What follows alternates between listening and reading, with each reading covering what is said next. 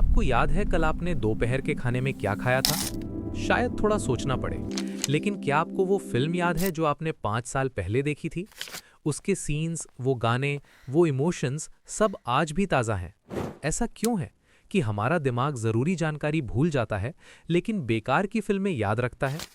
आज मैं आपको सीक्रेट चीट कोड के बारे में बताऊंगा, जिसे साइकोलॉजी में द पिक्चर सुपीरियरिटी इफेक्ट कहते हैं।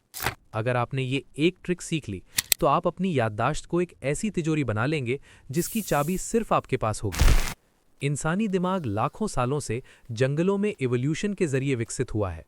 हमारे पूर्वजों को पढ़ना नहीं आता था, उन्हें देखना आता था। उन्हें याद रखना पड़ता था कि कौन सा फल जहरीला है और शेर किस झाड़ी के पीछे छुपता है। इसलिए हमारा दिमाग तस्वीरों को प्रोसेस करने में टेक्स्ट के मुकाबले 60,000 गुना तेज है। यूनिवर्सिटी ऑफ वॉशिंगटन की एक रिसर्च कहती है कि अगर आप कोई जानकारी सिर्फ पढ़ते हैं तो 72 घंटों के बाद आपको उसका सिर्फ 10% याद रहेगा, लेकिन अगर आप उसे एक विजुअल के साथ जोड़ दें तो रिटेंशन 65% तक पहुंच जाता है। आपका दिमाग बोरिंग डेटा को ट्रैश समझकर डिलीट कर देता है, लेकिन तस्वीरों को परमानेंट मेमोरी में लॉक कर देता है। तो इसे अपनी असल जिंदगी में कैसे इस्तेमाल करें?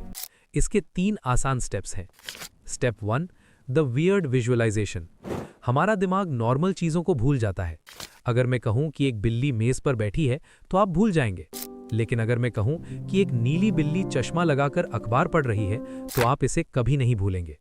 जानकारी को अजीब और मज़ेदार विजुअल्स में बदलें। Step 2, use the memory palace. मान लीजिए आपको 5 ग्रोसरी आइटम्स याद रखने हैं। उन्हें रटने के बजाय अपने घर के 5 कोनों में उन्हें इमेजिन करें। सोफे पर दूध की नदियां बह रही हैं, पंखे पर अंडे लटके हुए हैं।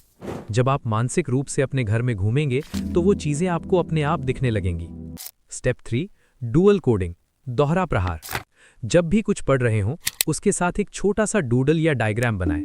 शब्दों को और तस्वीरों को एक साथ जोड़ दें। इसे डुअल कोडिंग कहते हैं, जो दिमाग में 2 अलग अलग रास्ते यानी न्यूरल पाथवेज बनाती है। ये सिर्फ स्टूडेंट्स के लिए नहीं है। अगर आप 25 से 44 साल के एक वर्किंग प्रोफेशनल हैं, तो ये ट्रिक आपकी प्रेजेंटेशंस, क्लाइंट के नाम और ज़रूरी डेटा को याद रखने में गेम चेंजर साबित होगी। जब आप अगली बार किसी से मिलें तो उसके नाम को किसी विजुअल से जोड़ दें। जैसे विजय नाम के इंसान को जीत की ट्रॉफी पकड़े हुए इमेजिन करें। अगली बार जैसे ही आप उसे देखेंगे, वो ट्रॉफी आपको उसका नाम याद दिला देगी। ये मेहनत नहीं, स्मार्ट लर्निंग है। आपकी याददाश्त कमज़ोर नहीं है, बस वो मज़ेदार तस्वीरें मांग रही है। आज रात सोने से पहले अपने दिन की 3 सबसे ज़रूरी चीज़ों को तस्वीरों में बदल कर देखें और कल सुबह जादू देखें।